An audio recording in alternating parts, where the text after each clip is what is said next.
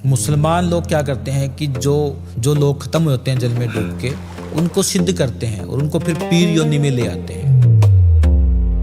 तो अभी अपने ननिहाल गई थी एक बच्ची, अपने मामा की लड़की थी, वो बुआ की लड़की हो गई, दोनों साथ में खेल रही थी।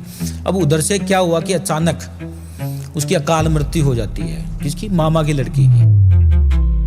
प्रेत योनि में आके क्या है कि वो घर में अंदर तोड़ फोड़ करना, कभी इसके अंदर आ रही है, कभी उसके अंदर आ गई, कभी अपने मम्मी में आ गई। टोने टोटके में कितना मानते हो? सर होता है, हाजिर है सो हर जगह प्रेम रूप अवतार। जैसे हमारे राजस्थान के अंदर भी एक भानगढ़ के नाम से जगह है, तो वहाँ पे आप जाओगे तो आप खुद एक महसूस करोगे कि कुछ चीजें हैं जो आपके साथ चल रही है। 3 रातें रह चुका हूँ मैं भानगढ़ में। नहीं तो ऐसा कुछ महसूस किया क्या आपने? नहीं, रियल में होता है। देखो, जैसे कई लोग कह देते हैं कि साक्षात मैंने माँ काली के दर्शन किए, उनकी इतनी बुझाई थी, पीछे चक्कर चल रहा था, हाथ में शंख था। माँ ऐसे डरावने रूप में नहीं आएंगी, माँ काली का एक सिंपल रूप दिखेगा। तो माँ को कोई ये कह दे कि कोई भी साधक ये कह दे कि मैंने तो माँ का वो पीछे चक्कर चल रहा, उन्होंने फिल्म देखी होगी, मुझे लगता है। राम हरे राम, राम राम हरे हरे, कृष्णा हरे हरे। इनका तंत्र से क्या काम? सबसे बड़े तंत्र कौन है? सबसे बड़े तांत्रिक भगवान श्री कृष्ण है। उनसे बड़ा तो कोई तांत्रिक है ही नहीं है, जिसने पूरे विश्व को अपनी उंगली पे नचा दिया।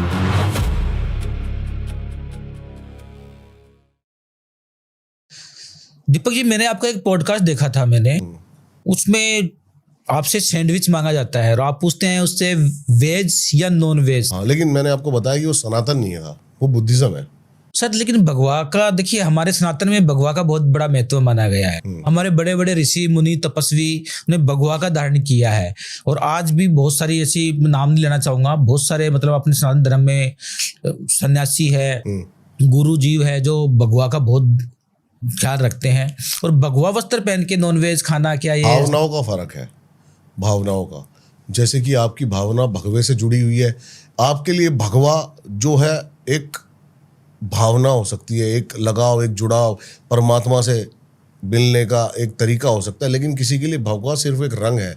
भगवा कलर के लोग जूते पहन के घूम रहे हैं सर, लेकिन मेरी नजर में गलत है, बिल्कुल गलत है। गलत तो भाव के ऊपर है सारा। क्योंकि आज अगर हम किसी देवताओं के सामने, और उसको मांस का अगर हम मान लो उसको परोस रहे हैं, हमने लड्डू गोपाल में रखता हूँ घर के अंदर, और अगर मैं उनको दिखाता हूँ कि मैं उनको जी भोजन में मांस मदिरा दे रहा हूँ, तो क्या ये हिंदू धर्म का अपमान नहीं है? लेकिन दुर्गा सप्तशती में बलि प्रथा, हमारे माँ कामाख्या में बलि प्रथा, माँ तारापीठ पे बलि प्रथा। सर, क्या आप बलि में कितना विश्वास करते हैं आप? मैं तो सर बिल्कुल विश्वास नहीं करता। सर, कोई माँ अपने बच्चे की बलि मांग सकती है? मैं तो ये भी नहीं मानता कि अपना कोई शिवलिंग जल मांगता है। मेरे को तो ये भी नहीं लगता। मुझे तो ये भी नहीं लगता कि गणेश जी लड्डू मांगते हैं। मुझे तो ये भी नहीं लगता। वो तो भाव का भूखा है। भगवान भाव के भूखे हैं, भगवान तो अच्छी भाव का बात है। भूखा है। गणेश जी लड्डू मांगते हैं, उनका पसंदीदा व्यंजन है। आपको खीर पसंद है, तो आप मेरे मेहमान बन के आए, मैंने आपको खीर परोसी है आपको प्रसन्न करने के लिए। तो गणेश जी को लड्डू पसंद है। भगवान शिव जो है वो पहाड़ों में रहते थे, हिमालय पे रहते थे, उनको जल पसंद था, जल चढ़ाते हैं, वो प्रसन्न होते हैं। एक लोटा जल, सभी समस्याओं का हल। बिल्कुल सही है। लेकिन ये भगवा का अपमान मानता हूँ मैं, भगवा का अपमान। और माँ, जहाँ तक बलि की बात है, मैं बलि में बिल्कुल विश्वास नहीं करता। तंत्र शास्त्र लेकिन अपने या कोई भी शिव पुराण, कोई 16 शास्त्र, 4 वेद, किसी में बलि का जिक्र नहीं है। बिल्कुल सही कह रहे हैं। लेकिन फिर भी बलि अपने यहाँ तामसिक, राजसिक, सात्विक तीनों चीजें चलती आई हैं। रमज राजपूतों में क्या होता था, एक क्षत्रिय राजपूत जब युद्ध करने जाता था तो वो कहते हैं जैसा खाए अन्न वैसा हो मन। बिल्कुल सही कह रहे हैं आप। मैंने भी उनको यही बताया, जो यहाँ मॉन्क बैठे थे ना, वो जी, जैसे उन्होंने सैंडविच मांगा तो मैंने यही बोला कि जैसा खाओगे अन्न वैसा होगा मन। तो वो युद्ध में जाने से पहले क्या कि वो मांस मदिरा का सेवन करके जाया करते थे, तो उनका उग्र स्वभाव करने के लिए अपने आप को, तब वो था। और वो माँ को भी, माँ काली को या अपने कुल की देवी होती थी, उनको भी वो बलि ऐसे लगाते थे कि उस तरह से उनके स्वभाव में उग्रपन आए। क्योंकि युद्ध में युग्र चाहिए, नम्रता तो वहां चलेगी नहीं ना, नम्र स्वभाव तो नहीं चलेगा वहां पे। आपने ये एक मेरे ख्याल से माला फेरने के लिए गौमुखी राम हरे राम, राम राम हरे हरे, कृष्णा हरे हरे, इनका तंत्र से क्या काम? राम ने तो कभी तंत्र करा ही नहीं। राम ने तो सबसे बड़े तंत्र कौन है? सबसे बड़े तांत्रिक भगवान श्री कृष्ण है। उनसे बड़ा तो कोई तांत्रिक है ही नहीं है, जिसने पूरे विश्व को अपनी उंगली पे नचा दिया। तो सबसे बड़े तांत्रिक तो वो है। और ये गौमुखी हम क्यों रखते हैं कि इसके अंदर माला, भोजन भजन खजाना नारी, 4 चीज पर्दे हितकारी। भोजन करते हैं छपा छुपा के करना चाहिए, क्यों कि उस पर किसी की नजर ना लगे। भोजन भजन, भजन क्या है भगवान का, ऐसे हम करेंगे राम राम सबके सामने तो दिखावा हो गया ना। अगर भगवान का नाम लेना दिल से लो, आत्मा से लो, तो माला के अंदर 108 मन के होते हैं, उसको हम उसकी में गौमुखी में डाल के माला पढ़ते हैं। हमें दिखावा नहीं करना है कि हम नाम जाप को सबसे उत्तम माना गया है। आज प्रेमानंद जी महाराज है नाम का, क्योंकि ये फोटो है जो आप देख रहे हो अपने घर में लगी हुई है माँ दुर्गा की, माँ काली का, क्या उनका ऐसा ही स्वरूप था? ये तो चित्रकार ने क्या है अपनी दिमाग का यूज करके तो बना दिया कि माँ जो है माँ दुर्गा अच्छी सी साड़ी पहना दी, अच्छे वो हार पहना दिए, गहने पहना दिए। तो क्या उस समय कोई ज्वेलर्स था क्या? कोई नहीं, सही बात। उन्होंने तो अपनी कला एक अपने जाहिर की है। सही बात है, ये तो निराकार ब्रह्म को आकार दिया है। बिल्कुल आकार दिया, बाकी उनका तो कोई रूप आकार प्रकार है ही नहीं है, वो तो एक शक्ति है। तो आप तंत्र करते हैं? तंत्र मंत्र और यंत्र तीनों ही करते हैं। बताइए आप इनके बारे में। देखिए, हम तंत्र मंत्र और यंत्र, ये एक ज्योतिष के एक प्रकार है। ज्योतिष के तंत्र भी बिल्कुल, तंत्र भी एक ज्योतिष से ही निकला हुआ है। ओके। तंत्र क्या है? हाँ जी। तंत्र एक वो ठोस क्रिया है जो ज्योतिष का एक पार्ट है। तंत्र जैसे आज हम एक सात्विक प्रक्रिया करते हैं, उसमें क्या कि रिजल्ट धीरे धीरे आते हैं। तंत्र से थोड़ा जल्दी आ जाते हैं। जैसे आज हम महाकाल की बात करते हैं, भैरव जी का, तो वो भगवान शिव का उग्र रूप है। सही कह रहे हैं जी। तो वो तंत्र जुड़ा हुआ है। भगवान शिव सात्विक है, तो वहां पे अगर जिस समय हमें लगता है कि जी इंसान को बहुत जरूरी है और उनको तत्काल रिजल्ट देना हमें है, तो वहां पे तंत्र का यूज किया जाता है। मंत्र जाप जैसे हम करते हैं, नवग्रहों के मंत्र होते हैं, भगवान के मंत्र होते हैं, तो वो मंत्र जाप से भी हम उनका जो समाधान करते हैं। और यंत्र, जैसे आज नवग्रहों के यंत्र है, भगवान शिव का भी यंत्र है जो भोजपत्र के ऊपर बनाए जाते हैं, ताम्रपत्र पे बनाए जाते हैं, नवग्रहों के सबके यंत्र हैं। तो यंत्र जैसे गले में भी धारण करते हैं, कोई चांदी में पहनता है, कोई सोने में पहनता है। तो तंत्र मंत्र और यंत्र, ये तीनों से ही क्या है कि एक समाधान का एक तरीका है। अब किसी ने तंत्र अपना लिया, कोई मंत्र शक्ति से उपचार कर रहा है और कोई यंत्र से कर रहा है। कैसे कैसे केस आते हैं आपके पास अभी हाल ही में? बहुत सारे केस आते हैं मेरे को। तंत्र के भी आते हैं, बताइए। मंत्र के भी आते हैं। अब मेरी उम्र 50 साल की हो चुकी है, तो तंत्र के भी आएंगे, मंत्र से भी आएंगे और यंत्र से भी। अब जहां हमें लगता है कि हाँ जी इनके ऊपर कोई शनि ग्रह भारी है को है, तो हम उनको यंत्र देते हैं, शनि यंत्र। शनि यंत्र देते जी।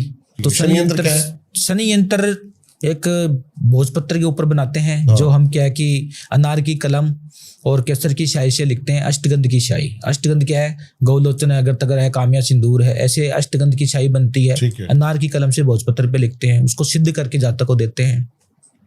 उससे यंत्र से क्या है कि उनकी जो दशाएं हैं वो शांत हो जाती है। या जैसे महालक्ष्मी यंत्र है जो दिवाली की रात्रि को तैयार होता है, महालक्ष्मी यंत्र जी। महालक्ष्मी यंत्र है, कुबेर यंत्र है, कुबेर यंत्र है। तो बहुत सारे यंत्र बनते हैं। तो उस यंत्र से क्या आगे हम जातक को उनको, जैसे दिवाली की रात्रि को जो है अर्धरात्रि को सिंह लगन के अंदर कुबेर यंत्र की बनाया जाता है, लक्ष्मी यंत्र बनाया जाता है, धन लक्ष्मी यंत्र बनाया जाता है, श्री यंत्र बनाया जाता है। तो उस यंत्र को हम बना के एक शुभ मुहूर्त के अंदर, सिंह लगन के अंदर बनाते हैं उसको, और उनको जातक को हम अपने जातक को हम देते हैं, अपने जजमानों को देते हैं। तो वो अपने अलमारी में रखते हैं, तिजोरी में रखते हैं, अपने पर्स में रखते हैं। उससे क्या कि धन की वृद्धि होती है, क्योंकि शुभ मुहूर्त में बनाया हुआ यंत्र जो है वो काम कैसे करता है यंत्र? जैसे कि आपने किसी को यंत्र दिया और उसने अपने पर्स में रखा जी, क्या अपने आप ग्रह चाल ऐसी बनने लगती है कि उसको धन की प्राप्ति होने लगती है, काम धीरे धीरे बनने लगते हैं, कोई चमत्कार होता है? सर कई बार क्या होता है कि हमें कर्म कर रहे हैं, हम मेहनत भी कर रहे हैं, उसके बावजूद हमें फल नहीं मिल पा रहा है। अब कारण क्या होता है हमें नहीं मालूम होता है। तो हम उस जातक का जो है वो हम उसकी कुंडली का सर्च करते हैं कि विपदाएं कहाँ आ रही है। मेहनत में कोई कमी नहीं है, कर्म भी कर रहे हैं, पैसे भी उन्होंने अच्छे लगाए हुए हैं, उसके बावजूद क्या कि रिजल्ट नहीं मिल पा रहे हैं। तो उनको अगर दशा है या महादशा है या लक्ष्मी रुष्ट हो चुकी है या धन को बढ़ावा देने के लिए अगर हमें जरूरत पड़ती है कि हमें यंत्र से समाधान करना चाहिए, तो हम उनको यंत्र बना के देते हैं और अवश्य ही फिर उनके कारोबार में वृद्धि होने लग जाती है। व्यापार वृद्धि यंत्र बनाते हैं तो वो उससे क्या कि व्यापार में वृद्धि होने लग जाती है। मतलब ग्रह नक्षत्र ग्रह की चालें बदलने लग जाती है। बिल्कुल ऐसे काम होता है जी, बिल्कुल। भूत प्रेतों के केस आते हैं? बहुत सारे आते हैं, कोई वो बताइए, तंत्र में शामिल एक होता केस है। कोई बताइए आप कि आपके सामने अलीबा है। देखिए मेरे पास अभी हाल दिनों में एक केस आया था। एक बच्ची मतलब छुट्टियों के अंदर, जो अभी छुट्टियां पड़ी हुई है गर्मी हाँ जी, की, हाँ जी, हाँ जी। तो अभी अपने ननिहाल गई थी एक बच्ची अपने। तो उनका क्या कि वो मामा की लड़की थी, वो बुआ की लड़की हो गई, दोनों मतलब बहुत अच्छा प्रेम प्यार था, दोनों बहनें हो गई, तो दोनों साथ में खेल रही थी। अब उधर से क्या हुआ कि अचानक उसकी अकाल मृत्यु हो जाती है, किसकी, मामा की लड़की की ठीक है। मृत्यु हो गई। जो बुआ की लड़की थी वो अपने घर पे आ गई। तो जो मामा की जो लड़की थी उनका क्या कि उन्होंने कोई आत्मिक शांति नहीं की या कैसे भी है, तो वो क्या कि प्रेत योनि में आ गई। प्रेत योनि में आके क्या है कि वो घर में अंदर तोड़ फोड़ करना, मतलब बिस्तर उथल रहे, रात को इंसान सो रहे हैं उनको जगा देना, कभी इसके अंदर आ रही है, कभी उसके अंदर आ गई, कभी अपने मम्मी में आ गई, कभी अपनी दादी में आ गई। तो घर वाले पूरा परेशान हो गए। बुआ की लड़की थी वो उनके पास गई, वो उसके अंदर प्रवेश कर गई। अच्छा जी, वो शादीशुदा थी, जो बुआ की लड़की थी उससे मिलने लगी, वो उसमें प्रवेश कर गई। वो जब ससुराल में आई तो ससुराल में भी यही सब कुछ होने लग गया। अब जब वो मेरे पास आए तो मैंने उनसे पूछा कि तू कौन है, कहाँ से आई है। तो अब हमें हिस्ट्री का पता चला कि ये जो बच्ची अब अपने ननिहाल गई थी, ननिहाल में मामा की लड़की से इसका बहुत अच्छा अटैचमेंट था, मरने के बाद भी वो अटैचमेंट रहा, तो वो उसके साथ में आ गई। Okay okay okay. फिर हमने उनको क्या कि तंत्र साधनाओं से उनको उपचार किया। आज बच्ची बिल्कुल ठीक है, अपने ससुराल में है, बहुत खुश है, प्रसन्न है अपने। आपने सूअर के दांत का जिक्र किया था, ये जो आपने हाथ में पहना हुआ है क्या नहीं, है? ये तो सूअर का दांत नहीं है, ये तो भगवान शिव के हाथ में दो कड़े होते थे, एक मोहिनी कड़ा और एक वशमी कड़ा। वैसे ही ये शक्ति साधना जो मैंने तंत्र साधनाएं की हैं, हाँ। उस तंत्र साधनाओं का फल है ये। तो इसके अंदर जो मैंने तंत्र साधनाएं की हैं, ओके, तो उन साधनाओं का ये मान लीजिए कि फल है ये। कि क्या क्या साधना करी है आपने तंत्र में? कोई पिशाच सिद्ध करा है, प्रेत सिद्ध करा है, या फिर ब्रह्म शक्ति के साथ जुड़े हुए? प्रेत को सिद्ध करके किसी का बुरा नहीं करना है हमें। और प्रेत को सिद्ध कौन करता है? जिसको दुनिया का बुरा करना हो। हमें किसी का बुरा नहीं करना है, हमें तो उनका भला करना है। इसलिए मैंने महाकाल की साधना की हुई। महाकाल की साधना? जी बिल्कुल। माँ बगलामुखी की हुई है। और आज के टाइम पे जो जागृत शक्ति है वो क्या है? 3 ही शक्तियां जागृत है। भैरव, या तो महाकाल भैरव है, जो आज उज्जैन में आप जाओगे आज भी साक्षात वो मदिरा का सेवन करते हैं और हजारों लीटर शराब चढ़ाई जाती है उनको। या माँ कामाख्या देवी, जैसे कि स्त्री महीना आती है, माँ आज भी उसी प्रकार महीना आते हैं। और जब वो महीना आते हैं तो वहाँ का जो जल है और सब लाल लाल लाल लाल होने लग जाता है। और जो वहाँ पे कपड़ा समय यूज किया जाता है, उस कपड़े को तंत्र क्रियाओं में यूज किया जाता है। तो तीसरी बिल्कुल तीसरी सबसे बड़ी शक्ति जो है माँ बगलामुखी। माँ बगलामुखी, माँ शक्ति जो है 10 महाविद्याओं में से एक है माँ बगलामुखी। और माँ बगलामुखी क्या चीज है वो तो आप शायद जानते होंगे, क्योंकि गुप्त साधनाएं होती हैं। और 10 महाविद्याओं में से इकलौती एक ऐसी शक्ति है जो माँ तारा कह लो, माँ बगलामुखी कह लो, माँ काली कह लो, क्योंकि 3 नेत्र या तो भगवान शिव के है और या माँ काली के है। तो शक्तियां यही जागृत है। और 19 की हमने क्या कि मैंने साधना भक्ति करके और इस चीजों को इनको प्राप्त किया मैंने।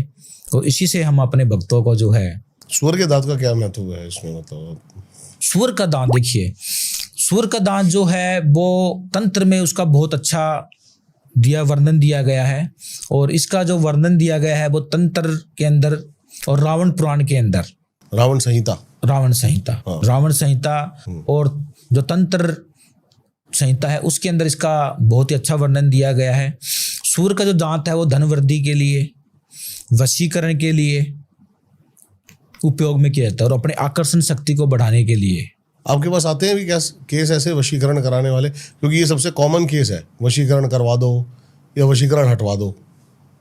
तो आते बहुत सारे हैं, लेकिन हम हर किसी का वशीकरण, बहुत लोग तो ऐसे से आते हैं कि वो फलानी पड़ोसन को वशीकरण करना है, तो हो सकता है भाभी को वशीकरण करना नहीं हो सकता। बिल्कुल भी नहीं हो सकता। मैं नहीं मानता इन चीजों को। क्योंकि जब तक उसके संस्कार तपोराज राजो नर्क, जपजी साहब में लिखा हुआ है कि जिसके साथ हमारे संस्कार हैं उसी के साथ ही आगे बढ़ेगा अपना। हाँ, उस संस्कारों में कोई दिक्कत आ रही है वहां पे हम वशीकरण का प्रयोग करते हैं। पति पत्नी में रिलेशनशिप में उनकी दिक्कत आ रही है, पति का या पत्नी का एक्स्ट्रा मैरिटल अफेयर चल रहा है, वहां पे वशीकरण का प्रयोग किया जाता है। एक प्रेमी प्रेमिका है, 5-10 साल से जुड़े हुए हैं, कुंडली बहुत अच्छी मैच मेकिंग कर रही है उनकी, अच्छे योग बने हुए हैं उनके, हम सब देखते हैं, तब जाके हम वशीकरण का प्रयोग करते हैं।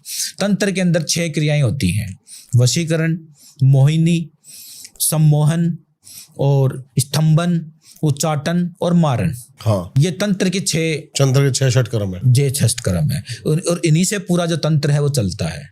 तो सबसे पहले जैसे वशीकरण का आपने नाम लिया है, तो वशीकरण वहां पे प्रयोग होता है कि पति पत्नी में अनबन चल रही है या प्रेमी प्रेमिका में कोई दिक्कतें आ रही हैं, उनके संस्कार जुड़े हुए हैं, परंतु उनके बीच में कोई थर्ड पर्सन आ गया या कोई नेगेटिविटी आ गई है या कोई नकारात्मक ऊर्जा जो है उनके बीच में ऐसा है, या लड़ाई झगड़ा हो गया, कॉमन बात है। आजकल क्या है कि लव मैरिज टूट रही है, आपको पता ही है। कारण क्या है उसका? मुख्य कारण कई लोग कहते हैं किया कराया है, आसपास के जलने वाले, पड़ोसी, घर वाले किया कराया, तो दीपक जी बदनाम हो चुका है। ये तो लोगों ने क्या कि इसको बहुत ज्यादा हवा दे दी है। कारण कभी कभी तो क्या 90% केसों में किया कराया ऐसे कुछ चीज होता ही नहीं है। कौन फ्री बैठा है हमारे ऊपर कराने के लिए? करते हैं, अपने ही करते हैं। करते हैं। मैं मानता हूँ हाजिर है सो हर जगह प्रेम रूप अवतार, जिस चीज का नाम है वो चीजें हैं दुनिया के अंदर। करने वाले उच्चाटन भी कर देते हैं, पति पत्नी को अलग करने के लिए व्यापार बंधन भी कर देते हैं, ठीक है ना। बहुत सारे ऐसे काम कर देते हैं जिससे, लेकिन वो करते कौन है? वो अपने ही करते हैं। अपने ही करते हैं, दूसरों को किसको क्या मतलब? बिल्कुल सही कह रहे हैं आप, अपने ही करते हैं, दूसरे नहीं कर सकते। लेकिन जैसा आपने कहा कि 90% केसों में लगता है ऐसा है, देखिए उसके बहुत सारे कारण होते हैं। बताइए। कि एक तो जैसे आपसी सामंजस्य नहीं बैठ पाता है, तो वहां पे बैठ नहीं पा रहा है, ऑटोमेटिकली नहीं बैठ पा रहा है। तंत्र बिठा सकता है, लेकिन हाँ, उसमें तंत्र का हम प्रयोग करके उनको बिठा सकते हैं। और तंत्र की भी जरूरत नहीं है, उसको तो हम सात्विक पूजा करके भी बिठा सकते हैं, मंत्र शक्ति से भी बिठा सकते हैं, यंत्र शक्ति से भी बिठा सकते हैं। उनके कोई बीच में कोई है तो वो ग्रह बाधा का यंत्र बनता है। अच्छा। या मंत्र के द्वारा भी हम मंत्रों के जो वैदिक अनुष्ठान होते हैं उसके द्वारा भी बिठा देते हैं। जहाँ पे तंत्र कहाँ पे यूज होता है? तंत्र तो एक अंतिम साधना है, अंतिम प्रयोग है। समझ गया। जहाँ पे सारे सात्विक या मंत्र या यंत्र खत्म हो जाते हैं, उनसे कोई नहीं हमें सफलता मिल रही है, तब हम तंत्र के ऊपर चलते हैं, तब तंत्र साधना से उपाय करते। उससे पहले नहीं। उससे पहले तो डायरेक्ट का कोई मतलब नहीं। आपने एक और जिक्र किया, भैरव की भी आप बात कर रहे थे कि जागृत शक्ति है, फिर आप बात कर रहे थे माँ कामाख्या की, माँ काली की, लेकिन इनकी भी जब हम भैरव की बातें करते हैं तो इसमें 52 भैरव आते हैं अलग अलग तरीके के। माँ काली की बात करते हैं तो इसमें अलग अलग योगनियाँ आती हैं, 64 योगनियाँ। इनके बारे में क्या आपका? देखिए 52 भैरव और 64 योगनियाँ, पहले तो हम ये जानते हैं कि है क्या। भैरव जी के भगवान शिव का जो उग्र रूप है वो भैरव है, वो भैरव है। और भैरव जी के जो है वो 52 रुद्र अवतार है। और ये जो रुद्र अवतार जो भैरव जी को क्यों प्रकट किया गया, जैसे मैंने आपको बताया कि जहाँ पे सात्विक क्रियाएं काम नहीं आती है वहां पे हमें तंत्र का प्रयोग करना पड़ता है। तो भगवान शिव सात्विक चलते हैं, तो उन दैत्य शक्तियों को रोकने के लिए भैरव जी का जो है वो क्या, और भैरव जी के अलग अलग रूप बनाए गए। जैसे बटक भैरव है, बटुक भैरव, छोटा स्वरूप, हाँ। शमशान भैरव है, हाँ। वहां पे क्रियाएं करके भैरव जी का रूप दिया गया, ठीक है ना। तो ऐसे पाताल भैरव है, तो ऐसे भैरव जी के 52 रुद्र अवतार बनाए गए। और योगिनियां क्या है? जो माँ काली है, गण है उनके, गण कह सकते हैं, बिल्कुल गण कह सकते हैं। और योगिनियां क्या है? जो माँ काली है, जो आदि शक्ति है, उनका स्वरूप है योगिनियां। और योगिनियां जो है वो पूरे ब्रह्मांड की जो नकारात्मक ऊर्जा है उसको कंट्रोल करती हैं। तो उनके 64 स्वरूप होते हैं। तो 52 भैरव और 64 योगिनियां, 116 रूप हो गए, 16 रूप हो। जी बिल्कुल। और आज हम जैसे कि शमशान भैरव की पूजा शमशान घाट में होती है, उनकी साधना शमशान घाट में होती है, ठीक है। और जो बटक भैरव है उनकी साधना जो है वो शमशान घाट में होती है। महाकाल की जो साधना होती है वो मंदिर में होती है, ठीक है ना। तो ऐसे सभी स्वरूपों के अलग अलग स्थान पे, किसी की निर्जन स्थान पे होती है। ऐसे योगिनियों को भी सिद्ध किया जाता है, योगिनी जो 64 योगिनी है उनको भी सिद्ध किया जाता है। मैंने सुना है कि जब कोई, हम कहते हैं माँ काली की शक्ति, तो माँ काली खुद नहीं आती, उनकी योगिनियां ही आती हैं। बिल्कुल योगिनियां ही आती, तो योगिनी को ही सिद्ध करा जाता है, योगिनियों को ही सिद्ध किया जाता है। उसमें भैरव जी के 52 स्वरूपों को, क्योंकि शमशान घाट के अंदर शिव का वास है। और भैरव जी क्या है? वहां के द्वारपाल है।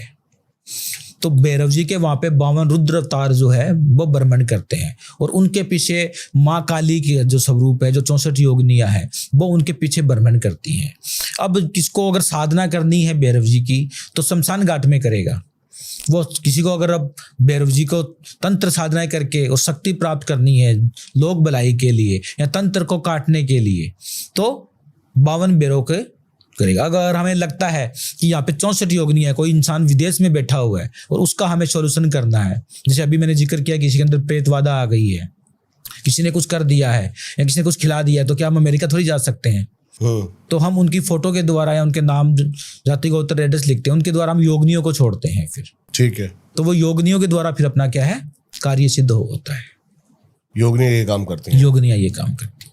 प्रोसेस है कोई इनको बुलाने का तरीका, मंत्र उच्चारण है, तंत्र है, कैसे इनका आह्वान किया जाएगा 52 भैरव या 64 योगिनी? देखिए 52 भैरव को बुलाने का मंत्र और तंत्र दोनों ही है। साधक, जिस साधक को ये 52 भैरव की तंत्र शक्तियां प्राप्त करनी है उनको शमशान घाट में जाके और उसको क्या कि भैरव साधना करनी पड़ती है। और उस भैरव साधना के द्वारा क्या है कि भैरव जी का एक ऐसा उग्र रूप सामने आता है, जो साधक डर गया वो शक्तियां प्राप्त नहीं कर सकता है, लेकिन जिसके अंदर पूरा कॉन्फिडेंस है, वो डटा हुआ है और अपनी साधनाएं लगातार चल रही हैं, तो फिर भैरव जी का एक उग्र रूप उनके सामने आता है और उससे क्या है कि साधक को जो है वो तंत्र शक्तियां प्राप्त होती हैं। और किस लिए होती हैं? अब एक प्रैक्टिकल एक सब्जेक्ट के ऊपर चलते हैं कि किसी को मान लीजिए कि किसी को तंत्र की जरूरत है, इंसान मरणावस्था के अंदर है या उसके ऊपर ऐसा कुछ कर दिया गया है, ऐसा कोई टोटका कर दिया गया है या ऐसा कोई भूत प्रेत, क्योंकि वो प्रेत वासना है, तो वहां पे अगर मान लो प्रेतों का कोई ऐसा कोई घर में कोई साया है, उस साये को दूर करने के लिए और भैरव जी की साधना शमशान घाट में की जाती है और वहां पे भैरव जी के अलग अलग 52 रुद्र अवतार पैदा करके और फिर उन शक्तियों का प्रयोग किया जाता है। उसमें अगर कोई भूतों का है, कोई किया कराया है, कोई प्रेत बाधा है, कोई चौराहे का है या कोई आत्मा है, उस चीजों का जो है वो ये शक्तियों से हम उसका सॉल्यूशन कर सकते हैं। बिल्कुल सही कह रहे हैं। टोने टोटके में कितना मानते हो? सर होता है, हाजिर है सो हर जगह प्रेम रूप अवतार। जिस चीज का नाम है सब चीजें हैं। आज भगवान है ना तो आपने देखा है ना मैंने देखा है, लेकिन अगर आप मंदिर में जाएंगे वहां पे पॉजिटिव एनर्जी महसूस होती है। और आप किसी ऐसे निर्जन स्थान पे जाएंगे जहाँ पे कोई सुनसान घर है जो काफी दिनों से बंद पड़ा हुआ है, जिसपे आपने सुना है कि यहाँ पे कोई साया वगैरह रहता है। जैसे हमारे राजस्थान के अंदर भी एक भानगढ़ नाम से एक जगह है, भानगढ़ हाँ भानगढ़ के नाम से जगह है। तो वहां पे आप जाओगे तो आप खुद एक महसूस करोगे कि कुछ चीजें हैं जो आपके साथ चल रही हैं, लेकिन जाना उसके साथ आपको रात्रि को है, तो वो वहां पे क्या कि नेगेटिव एनर्जी वहां पे महसूस होती है। मैं वैसे बताऊं आपको 3 रातें रह चुका हूं मैं भानगढ़ में। अच्छा, पूरी रातें नहीं महसूस हुआ आपको? कहते हैं ना जैसे भाव वैसी। उस समय मैं मानता ही नहीं था इन सब चीजों को, जिस समय की बातें हैं। आज मानता हूँ। अच्छा, गए थे क्या आप? हाँ, महसूस नहीं हुआ आपको? मैंने तो 3 रातें वहां पर रुककर पूरी वीडियो बनाई हुई है, 5 मिलियन व्यूज हैं उस पे रात को। हाँ, नहीं तो ऐसा कुछ महसूस किया क्या आपने? नहीं, मेरे को उस समय महसूस नहीं हुआ कुछ भी। नहीं, रियल में होता है, देखो रियल में होता है। आप पर कभी अटैक हुआ है इन सब चीजों का? बहुत बार हुआ है। अगर हम किसी साधक के लिए बहुत सारी चीजें हैं, जैसे अभी मेरे पास एक केस आया था। हाँ। जिसके ऊपर जल जोगनियों का वास था। बताइए। जल जोगनियां क्या होती है? बताइए। 6 प्रकार होते हैं इनके। जल जोगनी जो पानी में रहने वाली। हाँ, जल जोगनी, जैसे जल का नाम लिया आपने, बहुत अच्छा पकड़ लिया। तो जो तंत्र क्रियाएं करते हैं किसी का बुरा करने के लिए, वो जल के किनारे क्या है इसका जल जोगनियों का है वो सिद्ध करते हैं। जल जोगनियों कितने प्रकार की होती हैं? 6 तरह की होती है, जिसमें दुर्गटा, विकटा, घोरा, कपाला, यक्षिणी और यक्षी, ये 6 प्रकार की जल जोगनियां होती हैं। कोई तंत्र साधना के द्वारा क्या कि उनको सिद्ध कर लेता है। जल जोगनियां कौन होती हैं? जो जल के अंदर डूब के खत्म हो जाते हैं, उनकी आत्मा भ्रमण कर रही होती है। जो औरतें जल के अंदर खत्म हो जाती हैं, तो वो जल जोगनियों का स्वरूप, उनकी आत्मा भटकती है। उनकी जो अतृप्त आत्मा है उनको जी। तो तांत्रिक लोग क्या करते हैं, गौरी लोग क्या करते हैं कि उनको अपनी तंत्र साधनाओं के द्वारा उनको सिद्ध कर लेते हैं। और वो क्या है, तो ऐसे ही मेरे पास एक केस आया था। बताइए। कि किसी के ऊपर क्या है कि वो 3 पीढ़ियों से जल जोगनियों का वास था उनके ऊपर। पहले उनके जो दादाजी थे वो उनका पूरा जो जीवन था वो जल जोगनियाँ वहाँ पे कोई वो पहले हम उनके पास्ट में गए तो देखा कि ये जल जोगनियाँ जो है वो उनके ऊपर अटैक कर रही हैं। तो उनका जो पूरा जीवन था वो वैसे पूरी निर्धनता के अंदर निकल गया। घर में लड़ाई झगड़ा क्लेश अकाल मृत्यु सब निकल गई। एक ही संतान हुई, 3 भाई थे, एक संतान की हुई, उसका वंश चल रहा था, 2 वैसे खत्म हो गए। उनके फिर आगे 3 संतानें हुई और बहुत मुश्किल से हुई, 3 तो खत्म हो गए। उन्होंने कोई छोटे कोई उपचार किए, फिर उनके 3 संतान हुई। तो तीनों संतान की जो 2 लड़कियां थी, 1 लड़का था जो रियल है जो समझ गया। तो वो भी वैसे ही गलत रास्ते पे चलने लगे। तीनों की शादी हुई, तीनों लड़कियां जो है, दोनों जो लड़कियां हैं वो ससुराल में दुखी हैं। एक का पति खत्म हो गया, जो लड़का था उसकी शादी हुई, उसकी बीवी अपने मायके बैठी है, दोनों को लड़ाई झगड़ा। अब उनकी तीसरी जो पीढ़ी चल रही है, उनके जो बच्चे छोटे छोटे हैं उनके ऊपर ही वही जल जोगनियों का वास। तो वो भी परेशान हो रहे हैं आगे सके, पढ़ाई में उनका ध्यान नहीं है, मारपीट करना, घर में निर्धनता, व्यापार करने के बाद घाटे पे घाटा लग रहा है, पूरी उन्होंने जमीन बेच दी, अपना सब कुछ कर दिया। जब वो जातक हमारे पास आए भटकते हुए तो हमने देखा कि कहाँ से है। तो मेरी कहा था कि मैं जड़ तक पहुंचता हूँ चीजों के। तो मैं जड़ तक गया तो मैंने उनकी 3 पीढ़ियों से मैंने कहा कि आपके पास 3 पीढ़ियों से जल जोगनियों का वास है। ये आपको पता कैसे लगता है, दृष्टि से कैसे, क्या है इसका? नहीं, जो मैंने जो साधनाएं की हुई है, अच्छा, उससे हम क्या कि पूरा तह तक जाते हैं, एक गहराई तक जाते हैं। तो जब हम पूरी गहराई में गए अपनी साधनाओं के द्वारा तो मैंने देखा कि ये तो 3 पीढ़ियों से चल रहा है। फिर मैंने उनको बताया कि आपके यहाँ पे आपके जो दादाजी थे उनके 3 भाई थे, लेकिन तीनों में से 2 के संतान ही नहीं हुई। एक के फिर आपके पिताजी हुए, उनके 1 ही हुए। उनके अभी आपके भी जो भाई थे उससे पहले 3 मृत्यु हुई थी। जी बिल्कुल हुई थी। उसके बाद 3 संतानें बड़ी मुश्किल से हुई। तीनों आप गलत रास्ते, जैसे मैं बता नहीं सकता ऑनलाइन, लेकिन क्या है वो भी गलत रास्ते अपनाने, उन्होंने कुंवारेपन में गलत रास्ता अपना लिया। समझ गया, ठीक है ना। शादी हुई, एक का पति खत्म हो गया और एक जो अपने ससुराल में दुखी, आज विदेश है लेकिन दुखी है। लड़का जो है, लड़के की शादी हुई, उनकी जो बीवी है वो मायके में है। तो ये केस मेरे पास मैंने देखा, उनको देखा तो 3 पीढ़ियों का केस था। जल जोग ने उनके साथ पीढ़ी दर पीढ़ी चल रही थी और मगर अब ये आगे पीढ़ी, चौथी पीढ़ी उसको भी परेशान करेंगे आपको। तो उन जल जोगनियों को हमने देखा, उसको हमने फिर कंट्रोल किया। कंट्रोल करने के लिए अब जल जोगनियों में सात्विक तो चलेगी नहीं वहाँ पे, क्योंकि वो जल जोगनियाँ हैं और वो मतलब उनके घर में, उनके रोम रोम में हर जगह वो ये मानो बस चुकी थी। जैसे दीमक पेड़ को खा जाती है ना धीरे धीरे, समझ गया। तो वो दीमक खत्म हो तो पेड़ भी खत्म हो जाएगा।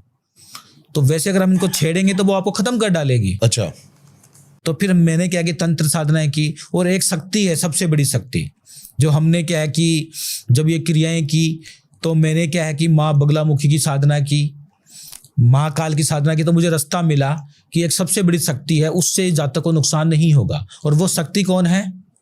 सबसे बड़ी शक्ति है ब्रह्मांड के अंदर, महाकाल से भी बड़ी शक्ति है, आदि शक्ति, क्योंकि आदि शक्ति है और वो है उल्का पिंड के ऊपर। माँ तरणी का वास है, माँ तरणी का वास है, तरणी का। जी देखो अपने शास्त्रों के अंदर जो भी आज जिक्र है इस चीज का, बिल्कुल जिक्र है। ओके। तो जैसे माँ काली का जो उत्पत्ति हुई थी वो रक्त बीज के नाश के लिए हुआ था। तो अलग अलग देवताओं का जो उत्पत्ति हुई है, उन्होंने अपने भगवान ने अपने अंशों को भेजा है, तो अलग अलग राक्षसों का नाश करने के लिए भेजा था।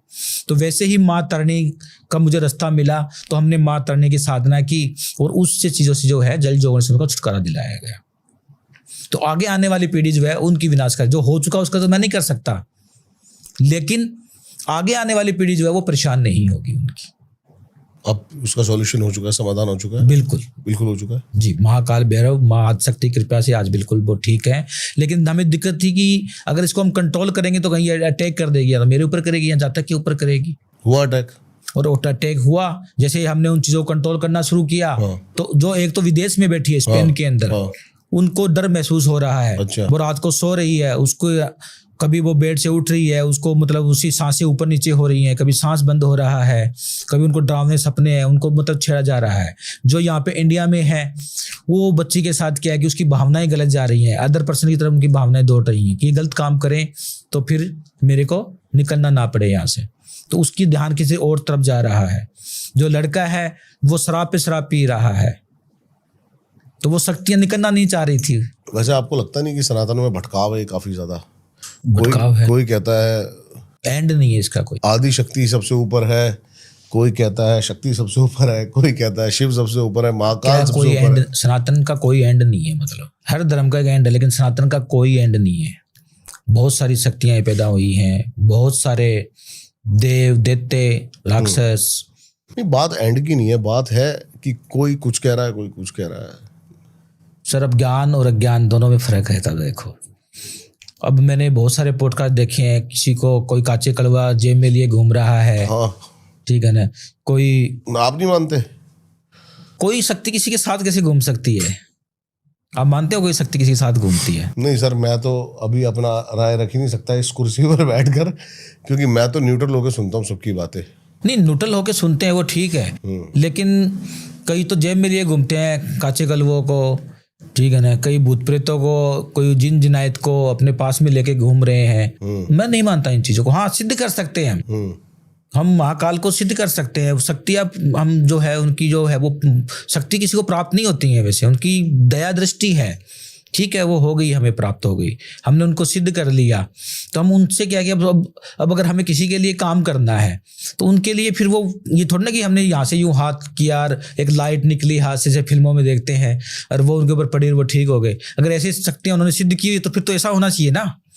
भगवान कृष्ण के अंदर शक्तियाँ थी, ठीक है ना, उन्होंने कभी प्रदर्शन नहीं किया, गुप्त रूप से किया उन्होंने प्रदर्शन। राम के अंदर शक्तियां थी, साक्षात भगवान विष्णु का अवतार था वो, लेकिन उन्होंने कभी अपनी आम जिंदगी बन के रहे, वो आम नागरिक बन के रहे हैं। वो बहुत सारे हैं, बहुत सारे ऋषि मुनि तपस्वी हुए हैं जिन्होंने क्या कि मतलब कई ऐसी जगहों पे जब उनको लगता था कि अब हमें प्रदर्शन करना पड़ेगा, जैसे हमारे गुरुजी थे, तो भंडारा चल रहा था गुरुजी के आश्रम के अंदर और हलवाई बैठे हुए थे, तो वहाँ पे क्या है कि घी खत्म हो गया। हलवाई ने कहा जी घी इमरजेंसी में लेके आओ, क्योंकि कढ़ाई का एक नियम होता है, अगर हमने कढ़ाई चढ़ाई हुई है और वो अगर कढ़ाई उतर गई ना तो फिर जो घी पे चढ़ा हुआ तो वो खराब हो जाएगा वो। तो कढ़ाई में घी था, उन्होंने कहा जी 2 पिप्पे घी के चाहिए और बहुत जरूरी चाहिए अभी। तो बोले आपने पहले क्यों नहीं लिखा? बोले जी ये भूल गए। तो अब बोले जी 2 पिप्पे तो जाएंगे, तो अब जंगल में बैठे हैं और चूरू से लेके आना पड़ेगा, राजस्थान में चूरू है, चूरू से लेके आने पड़ेंगे जो कम से कम 30 किलोमीटर है, जाने आने में आधा घंटा तो घी खत्म हो जाएगा। तो गुरुजी ने कहा कि ये काम करो आप, ये 2 पिप्पे जो है ना, ये 2 गड़े मटके उठाओ और इसमें कढ़ाई में डालो आप, पानी के भरे हुए 2 मटके। उन्होंने उसमें डाले, वो घी बन गया। बोलो अब जाओ घी आराम से ले आओ। जब वो घी आया तो उन मटकों के अंदर डाला गया, वो पानी बन गया। तो गुरुजन जो हमारे थे वो जब लगता था उनको कि अब जरूरत है तब करते थे। एक हमारे बहुत बड़े महात्मा जी हुए हैं, उनको क्या कि भांग पीने का बहुत शौक था उनको। तो उन्होंने क्या कि भांग का एक मतलब वो गाड़ी में भांग आई हुई थी, पुलिस वालों ने रेड मार दी कि सर आपके भांग आई हुई है, क्योंकि आपको पता है जो भी शक्तियाँ आई हैं धरती के ऊपर, उनके पीछे चाहे वो साईं बाबा आए हैं, रामचंद्र जी आए हैं, तो उनके मतलब जो होते हैं पीछे लगने वाले, जलने वाले, वो भी उनके साथ साथ आए हैं है ना। तो उनके भी गुरुजी के भी जो थे वो उनकी काट करने वाले बहुत थे कि बोलो सर इनके गाड़ी आई है और भांग आई है। पुलिस ने रेड मार दी, गुरुजी आपको अरेस्ट करने आए। बोले क्यों जी? बोलो आपकी गाड़ी में भांग आई है। बोले जी ये गाड़ी रीचेक कर लो। जब वो गाड़ी चेक की तो उसके अंदर गाय का चारा निकला, कुछ नहीं निकला। जब वो गए तो साधक हैरान रह गए कि बोलो ये क्या हुआ, भांग आई थी गुरुजी, ये चारा कैसे बन गया? बोलो अरे गौर से देखो उसमें भांग ही है, देखो ना आप। देखा तो उसमें भांग ही थी। तो ये उन्होंने जब लगा उनको, हमारे गुरुजन है, हमारे साधु सनातन धर्म में अपने ऋषि मुनि तपस्वी साधक, तंत्र साधनाओं में भी अब बड़े बड़े तंत्र तांत्रिक अघोरी बहुत पैदा हुए हैं और बड़ी बड़ी साधनाएं करके उन्होंने शक्तियों को प्राप्त किया है और जन कल्याण का भला किया है, उद्धार किया है उन्होंने। लेकिन उन्होंने जन कल्याण के लिए किया है, किसी को परेशान करने के लिए कभी नहीं किया। आजकल तो हम देख रहे हैं कोई किसी के ऊपर वशीकरण कर रहा है, कोई काचे कलवे जेब में लेके घूम रहा है, कोई प्रेतों को अपने साथ में लेके घूम रहा है। तो मैं सभी ये सब भटकाव है, दुनिया को अंधविश्वास में लेके जा रहे हैं। हमें अंधविश्वास से निकालना चाहिए या उनको धकेलना चाहिए? तो आस्था और अंधविश्वास दोनों में फर्क होता है। आस्था है, आस्था रखनी चाहिए, लेकिन हम अंधविश्वास की तरफ नहीं ले जाना चाहिए। भगवान हमारी आस्था है, न कि हमारा अंधविश्वास है। जल दैत्य पीर के बारे में आपने कुछ बताया था, जल दैत्य पीर, ये केस आया था कोई आपके पास? बिल्कुल, जल दैत्य पीर जो है वो जल के अंदर ही पैदा होते हैं। मुसलमान लोग क्या करते हैं कि जो जल के पास पानी के किनारे जो लोग खत्म होते हैं जल में डूब के, उनको सिद्ध करते हैं और उनको फिर पीर योनि में ले आते हैं।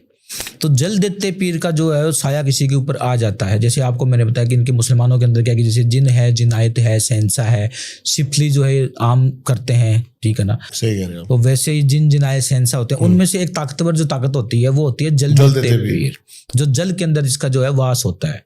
तो उसकी आत्मा को क्या कि कंट्रोल में किया जाता है और कंट्रोल में करके फिर उनको कर छोड़ा जाता है। उन चीजों को क्या है कि जब तक वो कंट्रोल ना हो तो वो पूरे परिवार का विनाश कर देते, विनाश कर सकते हैं। बिल्कुल सही कह रहे हैं।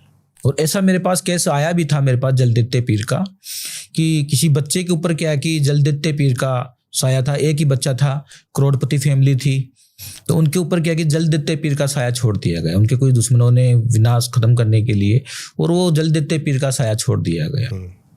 बच्चा जब गया तो बेकी बेकी बातें करना, सबका मतलब मुसलमानी कलमा पढ़ना, कुरान के पारे पढ़ना, ऐसे सब कुछ चीज़ें जो था एक हिंदू फैमिली से हैं, और उनको उस चीज़ों में मतलब पूरा से मंत्र नहीं आते थे पूरे फैमिली को, और वो एक कुरान के पारे पढ़ रहा है, कलमा पढ़ रहा है। तो ऐसे उनको आभास हुआ कि ये क्या चीज़ है। तो धीरे धीरे क्या है कि बच्चा जो है उसकी स्थिति बद से बदतर होने लग गई। खुद बच्चे की मतलब 15-20 साल का बच्चा था, 21 साल का। तो वो बच्चा क्या कि मतलब अपने आप में खोया खोया रहना, कमरे में बैठे बैठे कभी नमाज पढ़ रहा है, कभी वो मतलब बेकी बेकी बातें कर रहा है, मुसलमानी नाम बोल रहा है। तो जब वो केस हमारे पास आया तो मैंने देखा कि जलदत्ते पीर का साया है, और जलदत्ते पीर का साया ये बहुत जल्दी पीछा नहीं छोड़ेगा आपका, ये पूरे परिवार को विनाश कर डालेगा ये। तो तब हमने अपनी साधनाओं के द्वारा क्या है कि जलदत्ते पीर का हमने कंट्रोल किया, और कंट्रोल करने के बाद जब वो साया उनके घर से गया तो आज उसके बाद ठीक है। महाकाल से क्या प्रार्थना करते हो, कैसे कनेक्शन साधते हो, क्या भाव होते हैं? मैं डिटेल में जानना चाहता हूँ एक साधक की मनोवृत्ति, कि एक साधक अपने मन में अपने इष्ट प्रभु से कैसे।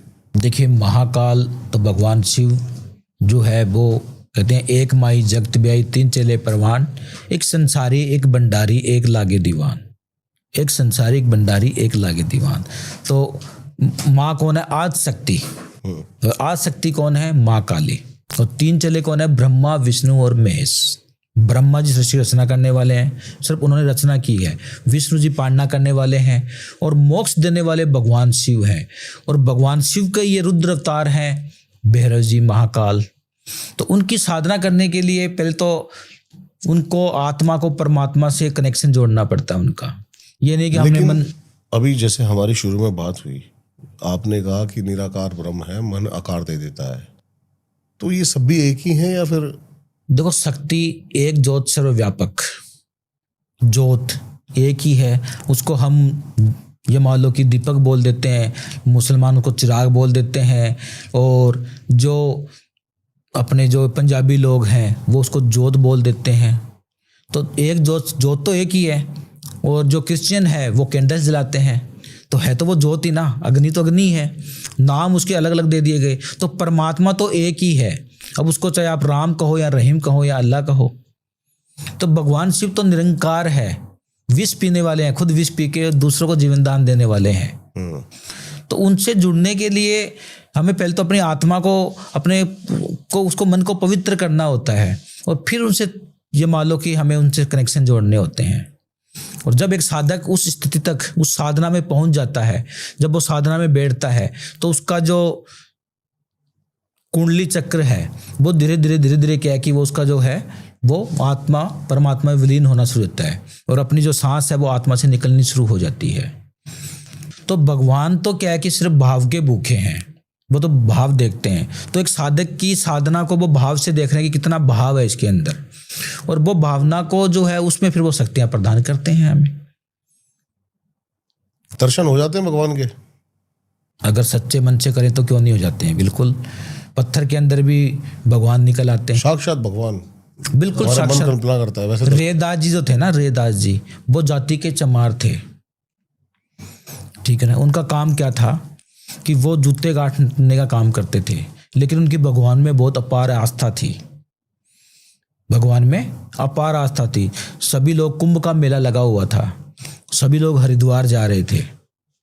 लोगों ने कहा कि महाराज जी चलो हरिद्वार, एक ने टोका, दो ने टोका, क्योंकि बहुत बड़े संत थे वो। महाराज जी चलो हरिद्वार, उनके पास साधन नहीं था। उन्होंने कहा कि अगर माँ को जरूरत होगी ना तो मेरे पास यहीं आ जाएगी। तो आपके जैसे बैठे हुए थे, हाँ, मतलब ऐसा बाल की खाल निकालने के लिए, बातों को काटने के लिए, तो सब कुछ वो था कि महाराज जी ये चूड़ी है, मेरी घरवाली की चूड़ी है, उन्होंने दान दी है, तो ये आप ये माता को दे देना आप ये, और मैं भी यहीं बैठता हूँ आपके पास। ठीक है जी। सुबह से दोपहर हो गई, शाम हो गई, मुझे माता रानी नहीं आई। अरे बोलो उनको फ्री तो होने दो, वो बहुत बिजी है वो। बोलो नहीं आने दो उनको। बोलो जब अति हो गई कि भी हाँ ये साधक, रेदास जी ने देखा कि ये साधक जो है ये तो आज बैठा ही रहेगा, ये भी जिद पे अड़ गया है, तो वो जो जूता गाड़ने वाले क्या वो पानी का एक वो साथ में रखते हैं, उससे वो पानी लेके वो जूतों को मारते हैं। उसमें पानी था, तो उसमें से माँ गंगा जी प्रकट हुए, उनके दोनों हाथ निकले, रेदास जी ने उनको वो चूड़ियां दी, हाथ अंदर चले गए। साधक देख के वहीं पे बेहोश। सच्ची घटना है ये। तो अगर आत्मा सच्ची है तो भगवान स्वयं चल के आएंगे, क्योंकि भगत से ही भगवान है, भगवान से भगत नहीं हुए हैं। पत्थर को पुजाने वाले हम हैं, साधक है उनको पुजाने वाले। तो आज तक जो भी हुए हैं वो भगत से ही भगवान हुए हैं, न कि भगवान से कभी भगत बना है। भगत से ही भगवान बने, हम पुजाने वाले हम हैं। तो आत्मा सच्ची होनी चाहिए, साधना पक्की होनी चाहिए, मजबूत होनी चाहिए, हिम्मत होनी चाहिए इंसान के अंदर, तो वो भगवान को भी पा सकते हैं। जैसे कई लोग कह देते हैं कि साक्षात मैंने माँ काली के दर्शन किए, उनकी इतनी बुझाई थी, पीछे चक्र चल रहा था, हाथ में शंख था। ये दर्शन हो सकते हैं? ये दर्शनों की बात कर रहा हूं मैं। सर देखो ऐसा है कि माँ काली का रुद्र अवतार है, और माँ जो आप जो वर्णन कर रहे हैं ना, ये माँ का जब रूप था जब उन्होंने रक्त बीज को नाश किया था। रक्त बीज नाम का एक राक्षस था, उससे उसको खत्म करने के लिए क्या कि माँ ने ये रुद्र रूप धारण किया था, जो जिसके हाथ में, माँ के हाथ में खप्पर था। तब माँ जो पार्वती जो आज शक्ति है, उनके स्वरूप को पैदा किया गया था माँ काली के रूप में। और रक्त बीज जो था, उसकी जो एक रक्त की बीज जहाँ पे पृथ्वी पे गिरती थी तो वहाँ पे 1000 राक्षस पैदा होते थे। तो देवताओं ने सोचा कि ये जितने बूंदे गिरेंगी उतने ही राक्षस पैदा होंगे। तो उस रक्त बीज का नाश करने के लिए आज शक्ति ने क्या है कि माँ काली का जो रूप धारण किया था। तब क्या कि उन्होंने खप्पर लिया, तो माँ क्या कि रक्त बीज का नाश कर रही थी, राक्षसों का विनाश कर रही थी, जो खून था वो अपने खप्पर में भर रही थी। लेकिन अगर हमें माँ के दर्शन करने हैं तो माँ तो किसी भी रूप में आ सकती है, और माँ ऐसे डरावने रूप में नहीं आएंगी। माँ काली का एक सिंपल रूप दिखेगा। जैसे पहले एक कैमरे में एक रील आती थी, रील डलती थी, नेगेटिव डलते थे उसको, तो जब हम वो नेगेटिव को हम देखते थे तो उसमें हमें कुछ तस्वीरें नजर आती थी, हम पहचानने की कोशिश करते थे कि ये जी हमारे पिताजी हैं, या माता जी है, ये बहनें हैं, मामा की लड़की है। तो वैसे ही ये कुछ जो नेगेटिव रूप में कुछ क्या है कि धुएं के रूप में कुछ चीज नजर आती है, जो बहुत धुंधली धुंधली नजर आती है। माँ का साक्षात रूप तो कोई देख ही नहीं सकता, क्योंकि वो तो बहुत शक्तिशाली है, इतना तेज है उनके अंदर कि कोई आम इंसान देख ही नहीं सकता है। और इतिहास गवाह है, आज तक आज शक्ति या भगवान ने पृथ्वी पे पैर नहीं रखे हैं। उन्होंने सिर्फ अपने अंशों को छोड़ा है, अपने अवतार हुए हैं उनके। तो माँ को कोई ये कह दे कि कोई भी साधक ये कह दे कि मैंने तो माँ का वो पीछे चक्कर चला, उन्होंने फिल्म देखी होगी, मुझे लगता है उन्होंने। सही कह रहे हैं, फिल्म देखी होगी उन्होंने। क्योंकि ये जो वर्णन बता रहे हो, जैसे मैंने अभी थोड़ी देर पहले अपना बात हुई थी मैं कि कल एक वीडियो देख रहा था परमानंद गिरी जी की। साक्षात ब्रह्म का रूप है वो इस धरती पर। बिल्कुल है, मैं मानता हूँ। प्रेमानंद गिरी जी की बात नहीं कर रहा मैं, परमानंद गिरी। मैं यहाँ पे फोटो लगा दूंगा उनकी, परमानंद गिरी जी। अभी तो बोलने की अवस्था में नहीं है वो, 90 साल की उम्र हो चुकी है उनकी। जो वीडियोस हैं उनकी वायरल, वो 17-18 साल पहले रिकॉर्ड हुई थी, लेकिन वायरल आज के समय पे हो रही हैं जी। एक वीडियो थी उनकी, उनका टाइटल था मैं ही ब्रह्मा हूँ, मैं ही ब्रह्म हूँ। उन्होंने भागवत कथा बताई और बताया कि कैसे शरीर का महत्व है, व्यक्ति का महत्व है, व्यक्ति के रूप में ही ब्रह्म आकर व्यक्ति को समझा रहा है और वो समझ कर ब्रह्म बन रहा है। बिल्कुल, बहुत अच्छी बात कही उन्होंने। तो यही मेरे दिमाग में था कि जब उस ब्रह्म ने भी आकर शारीरिक रूप में सब कुछ किया, तो क्या ऐसा हो सकता है कि कोई इंसान उस ब्रह्म को ऐसे साक्षात देख सके? नहीं देख सकते हैं। वो टीवी फिल्मों में दिखाते हैं कि जी एक शक्ति प्रकट हुई, उसके पीछे एक चक्कर घूम रहा है, लाइटें यूं आके पीछे से जल रही हैं, उन्होंने बहुत सुंदर सुंदर कपड़े पहने हुए हैं, तो वो फिल्मों में दिखाते हैं। वो तो हमें दिखाना है उनको, रियल में उनका कोई स्वरूप नहीं होता है। माँ का कोई स्वरूप नहीं है। माँ काली है, वो काली है, कलर से काली है क्योंकि उनका रुद्र अवतार दिखाया गया है। लेकिन माँ असली है कौन? माँ तो आज शक्ति है जिसका किसी को पता ही नहीं है। माँ पार्वती का स्वरूप है, सब जो पैदा ही नहीं हुए आज तक, और जो क्या कि 7 जन्मों से भगवान श्री शिव जो हैं वो उनका मिलन देखो कितना, माँ पार्वती ने कितने हवन, कितने यज्ञ, कितनी तपस्याएं की है भगवान शिव को अलग अलग रूपों में पाने के लिए, कितने उन्होंने जन्म लिए हैं उन्होंने उस भगवान शिव को अपने पति को पाने के लिए। तो एक साधक क्या उनको ऐसे ही देख लेगा सामने? बिल्कुल सही। माँ पार्वती ने हर जन्म में कभी गोरा के रूप में जन्म लिया, कभी महागोरा के रूप में जन्म लिया, कभी पार्वती के रूप में जन्म लिया, कभी किस रूप में जन्म लिया, कितने जन्म बीत गए, तब जाके उनको भगवान शिव की प्राप्ति हुई उनको। तब वो आज सकती जब इतने जन्म ले सकती है अपने प्रभु को पाने के लिए, अपने प्रेम को पाने के लिए, तो क्या एक साधक साल 2 साल उसने तपस्या की, कैमरे के सामने आके बोल दिया उसने कि हाँ जी ठीक है जी मैंने तो माँ काली को देख लिया, क्या माँ काली उसकी प्रॉपर्टी है माँ उसकी? ऐसा नहीं होता है। उनका एक धुंधला रूप जो है उनका हमें महसूस होता है। जब हम साधना में बैठते हैं तो मैं महसूस कर सकता हूँ माँ को।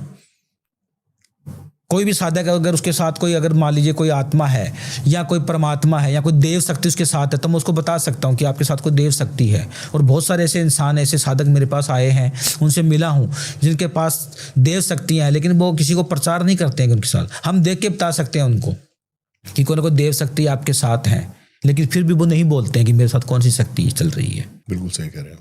बहुत सारे ऐसे साधक हैं जिनको साधना से कोई मतलब ही नहीं है, क्योंकि भगवान तो भाव के भूखे हैं। भगवान शिव तो ये मान लो कि एक लोटा जल चढ़ाने से किसी को प्राप्त हो जाते हैं, और जो कोई गालियां निकालता है भगवान को, उनको भी प्राप्त हो जाते हैं। एक जो भेंट चढ़ाने वाला होता है ना, जो गवैया जिसको बोलते हैं, वो रोज भगवान शिव के मंदिर, एक निरंजन स्थान पे भगवान शिव का मंदिर था, वो रोज उनको गाली निकालता था जाके। एक दिन वो नहीं आया, बीमार पड़ गया, तो भगवान स्वयं उसके घर पहुंच गए। अरे भाई तू आज क्यों नहीं आया? रोज गाली निकालता था, आज मैंने सोचा भी वो साधक क्यों नहीं आया? वो पक्का है नियम का, क्योंकि वो पक्का था। वो चाहे आंधी आए, तूफान आए, बारिश आए, उसको तो अपनी बकरी लेके जाना पड़ता था, और वो रोज भगवान को गालियां निकालता, कोसता था भगवान को, ये है तू, वो है, ये है तू, पत्थर का है तू, ये है वो है। जब 5-10 साल ऐसे चलता रहा, एक दिन वो नहीं आया, बीमार पड़ गया, तो भगवान उनके घर पहुंच गए, क्योंकि रोज एक साथ था, उसका नियम पक्का था। मुझे याद तो कर रहा है ना वो। तो भगवान तो ऐसे हैं कि वो तो भाव के भूखे हैं, वो तो भगवान भाव के भूखे हैं। बिल्कुल सही कह रहे हैं आप। तो भगवान को साक्षात रूप तो उनका इतनी उनमें तेज है, इतने उनके अंदर शक्तियां हैं, उनका तेज कोई बर्दाश्त ही नहीं कर सकता। और माँ काली है, महाकाल भैरव है, बटक भैरव है, माँ बगलामुखी है। ये इतना तेज है इनके अंदर कि हम साधक हो, चाहे बड़े से बड़ा कोई तांत्रिक हो, अघोरी हो, उनको साक्षात उनको देख ही नहीं सकते, खुली आंखों देख ही नहीं सकते, अंधा हो जाएगा इंसान। क्या बात है। संभोग वशीकरण की बात करी थी आपने। बिल्कुल संभोग वशीकरण होता है, और हम इस बात को आगे बढ़ाएं उससे पहले मैं ये कह रहा हूँ कि मैंने बहुत सारे, मतलब आजकल मैं पॉडकास्ट देख रहा हूँ, संभोग वशीकरण, तो मुझे खुद को एक हंसी आती है कि संभोग वशीकरण का मतलब क्या समझा रहे हैं दुनिया को ये। संभोग वशीकरण होता क्या है? अगर मान लीजिए कि किसी जातक ने अगर किसी स्त्री के साथ संभोग कर लिया, किसी स्त्री ने जातक के साथ कर लिया, तो जब उस अवस्था में पहुंच गए, क्योंकि संभोग क्या है? शारीरिक संबंध जो है वो एक प्रेम का एक अंतिम क्रियाएं हैं जिससे 2 शरीर एक हो जाते हैं। अपने हिंदू समाज में उसको सुहागरात भी बोलते हैं, कि वो उस दिन उसका सुहाग, उसने अपना तन मन सब कुछ उसको सौंप दिया। एक दूसरे को अपना शरीर सौंप देते हैं, अपना सब कुछ सौंप देते हैं, और तब वो जाके पति पत्नी बन जाते हैं। तो जब उनका संभोग ही हो गया, संबंधी बन गए उनके, तो फिर उसको वशीकरण की या संभोग वशीकरण कहाँ रह गया? संभोग वशीकरण क्या क्रिया है अपने शास्त्र के अनुसार, कि कोई पति पत्नी है, उनके बीच में कोई थर्ड पर्सन आ गया, या पति का जो एक्स्ट्रा मैरिटल अफेयर चल रहा है, या पत्नी का एक्स्ट्रा मैरिटल अफेयर चल रहा है, तो पत्नी क्या करती है? जब समय संभोग होता है तो डिस्चार्ज जब होता है तो पति का डिस्चार्ज ले, और उस डिस्चार्ज से क्या है कि अपने भोजपत्र के ऊपर जो है वो उसके ऊपर उस डिस्चार्ज से उसका नाम लिखे, पति का नाम लिखे, उस यंत्र को सिद्ध करें। सिद्ध करने के बाद क्या है कि अपने जहाँ पे वो सोते हैं पति पत्नी, उस गद्दे के नीचे रखें, उससे क्या होगा कि पति का जो झुकाव है, अट्रैक्शन है, जो उसकी जो मतलब एक जो शारीरिक इच्छाएं हैं, उसकी जो उत्तेजना है वो अपनी पत्नी की तरफ ही रहेगी। ठीक है ना। और पति को क्या करना चाहिए, जब अगर पति चल सकता तो स्त्री भी जा सकती है, तो अगर पत्नी एक्स्ट्रा मैरिटल अफेयर में है तो पति जो है वो संभोग के बाद स्त्री का जो डिस्चार्ज होता है उससे क्या कि अपने बाएं हाथ की अनामिका उंगली से उसका डिस्चार्ज लें और उसके बाएं तलवे में लगा दे। एक मंत्र है जो मैं आपको ऑन कैमरा नहीं बताना चाहूंगा, तो उसको सिद्ध करके वो अपने बाएं तलवे में स्त्री के लगाए तो स्त्री क्या कि फिर उस पुरुष का अपने पति की आदी हो जाएगी वो। और ये क्रिया जो है वो हम जो है वो जैसे प्रेमी प्रेमिका है, उनका लंबा रिलेशनशिप चल रहा है, उसमें भी अपना सकते हैं। उसमें भी अपना पहले हम मैच मेकिंग करके, पति पत्नी तो मैच मेकिंग करने की जरूरत ही नहीं है। तो ये संभोग वशीकरण का वर्णन यहाँ पे दिया गया है। अब जी मैंने एक पॉडकास्ट देखा थोड़े दिन पहले, संभोग वशीकरण है। संभोग वशीकरण के जरिए ये होता है संभोग वशीकरण। जब संभोग ही हो गया, जब वो एक उस अवस्था में पहुंच चुके हैं तो फिर उनको वशीकरण की जरूरत कहाँ पड़ रही है। आपको ये तो है नहीं कि फिर तो हम बलात्कार को बढ़ावा दे रहे हैं, फिर तो हम ऐसे तो है नहीं कि जबरदस्ती पकड़ के उसका संभोग कर लिया जी। तो संभोग वशीकरण जो क्रियाएं हैं, क्रियाओं के अनुसार तंत्र के अंदर इसका वर्णन दिया गया है, जो मैंने आपको बताया उसके अनुसार संभोग वशीकरण करे। बिल्कुल सही कह रहे हैं। मुझे ये जानना साथ ही साथ, आपने ज्योतिष विद्या को बताया था कि ज्योतिष विद्या से तंत्र निकला है, लेकिन कई तांत्रिक कहते हैं कि ज्योतिष जो है वो एक बहुत छोटा सा एक स्केल है, तंत्र जो है वो बहुत बड़ा एक समुद्र है। सर देखिए, थोड़ा उल्टा बोल गए आप। ज्योतिष एक समंदर है। आज तक कोई भी ज्योतिषाचार्य है या कोई जो है ज्योतिष की गहराई को आज तक कोई नहीं नाप पाया, क्योंकि कुंडली के जो 12 जो आप जो भाव देख रहे हैं ना, वो 12 भावों में 12 लाख चीजें छुपी हुई हैं। कोई उस कुंडली को देख के आपका भूत भविष्य और वर्तमान सब कुछ बता सकता है। कोई आपके पूर्व जन्म को भी बता सकता है। उन भावों को देखे, उन ग्रहों की चाल से आपका आगा पीछे सब कुछ बता सकता है। आपने अच्छाई क्या की, बुराई क्या की, तो वो तो अथाह समुद्र है। कोई अपने आप को परफेक्ट नहीं।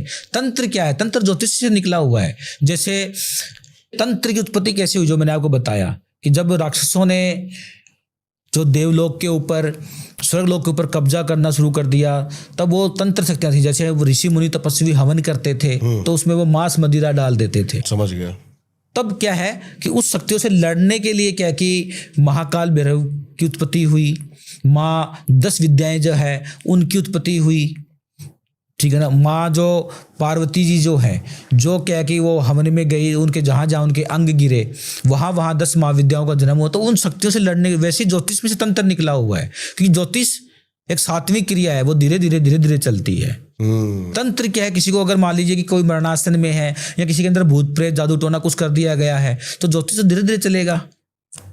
हम ज्योतिष विद्या से क्या कर सकते हैं कि किसी के अंदर भूत प्रेत है तो हम क्या करेंगे, हाँ जी, ये हवन करेंगे, घर में जाके हवन कर दिया, नारायण बलि से आत्मा को शांति दिला दी। लेकिन वो स्लो है, तंत्र की बहुत स्लो है, थोड़ा सा उसमें टाइम लगता है, लेकिन काम उससे भी होता है। ठीक है। लेकिन जहां हमें लगता है कि इसको 2 दिन में बहुत पुरानी चीजें यार ये तो खत्म करने के मरणासन के अंदर है इंसान और ये चीजें घर कर चुकी है, तो हमें जाके क्या कि महाकाल भैरव, बटक भैरव, माँ बगलामुखी साधना, माँ कामाख्या साधना या माँ तरणी साधना, इसका तब जाके हम जहाँ पे हमें जरूरत होती है, किस शक्ति की हमें कहाँ जरूरत है, तब हम उनको उपयोग करते हैं। तो तंत्र निकला हुआ इसी से अंदर है, ज्योतिष से निकला हुआ। ज्योतिष से निकला हुआ आपके कहने में। कैसे कैसे लोग आपसे संपर्क कर सकते हैं, कैसे कैसे लोग आपसे मिल सकते हैं, ये बताइएगा आप। जी सभी कर सकते हैं। मैंने आपको बताया कि तंत्र, मंत्र और यंत्र तीनों में ही मैंने क्या है कि PhD कह सकते हैं, क्योंकि हमारा तो मैंने गुरु जो बनाए हैं तो वो गुरुओं को हमने क्या कि ऐसे गुरु बनाए जो तंत्र मंत्र और तंत्र शक्ति में माहिर थे। तो मैं तो क्या है कि जैसे किसी ने कोई जादू टोना कर दिया, भूत प्रेत कसाया है किसी के ऊपर, कोई मुसलमानी कोई जिन जिनाए सहनसा है, या कोई जल दत्ते पीर का वास है, जल जोगनिया है, किसी भी प्रकार से जातक अगर परेशान है तो मिल सकता है। और उनके लिए जो भी रेमेडीज होगी, जो भी उनके उपाय होंगे, उनके करने वाले होंगे, या जो भी उचित जो उपाय होगा, जो उचित मार्गदर्शन उनको देंगे हम। मेरा काम है अंधविश्वास से लोगों को निकालना और सही मार्गदर्शन दिखाना। सही मार्गदर्शन दिखाना। बहुत सुंदर, आपसे बहुत मजा आया मुझे बात करके।